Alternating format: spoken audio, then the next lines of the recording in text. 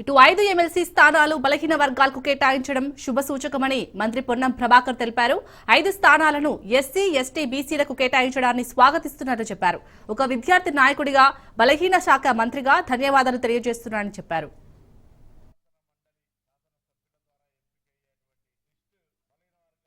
కూడా శుభసూచకంగా భావిస్తాను. ఏ పార్టీ అయినప్పటికీ కూడా కాంగ్రెస్ పార్టీ కూడా ఒక ఎస్సీ, ఎస్టీ, బీసీ, అదేవిధంగా టీఆర్ఎస్ పార్టీ కూడా ఒక బీసీ, సిపిఐ కేటాయించిన సీట్లు కూడా బీసీ, 5 సీట్లు కూడా పూర్తిగా ఎస్సీ, ఎస్టీ, బీసీలకు ఇవ్వడాన్ని తెలంగాణ రాష్ట్ర బీసీ మంత్రిగా స్వాగతిస్తా ఉన్నాను. అందరికీ కూడా ధన్యవాదాలు తెలియజేస్తా ఉన్నాను. ఇదే ఉత్సాహాన్ని, ఇదే ప్రోత్సాహాన్ని తీసుకొని రాబోయే కాలంలో 42% రిజర్వేషన్ తో పాటుగా అందరూ ఐక్యంగా ఉండి సామాజిక, రాజకీయ, ఆర్థిక అంశాల లోపల ఎదగాలని సందర్భంగా కోరుతాను. ఇదే సందర్భంలో ముఖ్యమంత్రి గారికి, ఉప ముఖ్యమంత్రి గారికి, సహచర మంత్రులందరికీ కూడా ధన్యవాదాలు తెలియజేస్తా ఉన్నాం. ఈ రోజు పేద విద్యార్థులు చదువుకునే SC, ST, BC integrated hostels, ఒక్కొక్క పాఠశాల, ఒక్కొక్క హాస్టల్ 200 కోట్లతోటి 55 ఇంటిగ్రేటెడ్ పాఠశాలలు 1100 కోట్ల రూపాయలతోటి శాంక్షన్ చేయడం అనేటువంటిది దేశ చరిత్రలోనే ఒక పెద్ద విప్లవాత్మకమైనటువంటి నిర్ణయం. దాన్ని కూడా ఒక విద్యార్థి నాయకుడిగా, బలహీన వర్గాల మంత్రిగా హృదయపూర్వకంగా స్వాగతం తెలియజేస్తాను.